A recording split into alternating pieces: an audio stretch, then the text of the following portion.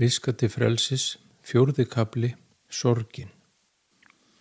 Að upplifa og takast á við sorgina er hluti af hinu jarðneska lífi.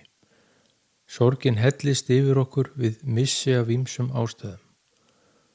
Það getur verið fráfall maka, náins ættingja eða vinar og eða vegna atvinnumissis. Sorgartilfinningin er yfirþyrmandi þegar hún kemur og hefur lamandi áhrif. Hún dregur úr okkur lífsviljan og kraftinn og við fyllumst vonleysis og löngunin til að lifa hverfur.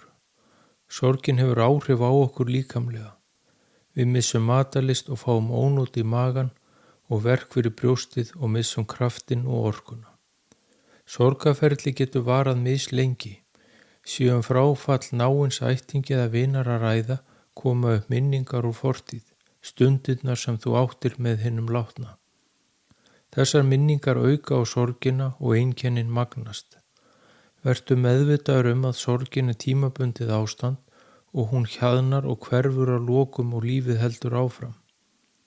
Mikilvægt er að vera meðvitaður sorgina og sætta sig við hana. Biðdu Guð að styrkja þig í sorginni og hjálpa þér og lýsa þér leiðina til að takast á við hana. Leyfðu þér að gráta þegar tárin byrja að streyma niður kinnar þínar. Ekki halda grátinum niðri. Hann er losun og losar spennuna í líkamannum sem fylgir sorginni. Gráturinn er meðalið við sorginni. Þér mun líða betur eftir að hafa grátið en síðan safnast upp ný spenna og þú hefur þörf á að gráta á ný. Leyfðu þér að gráta þegar þörf er á. Þannig mun sorgin hjaðna í brjóstinu og á lokum gengur hún yfir. Gott er að vera innan ættingi á vini og meðan á þessu stendur, þó svo að stundum sé gott að vera einn með sjálfum sér.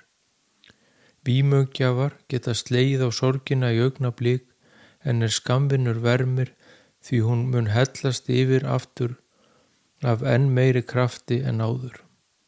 Best er því að taka einn dag í einu og vera meðvitaður líðan sína og leyfa tilfinningunum að koma þegar þörf er á.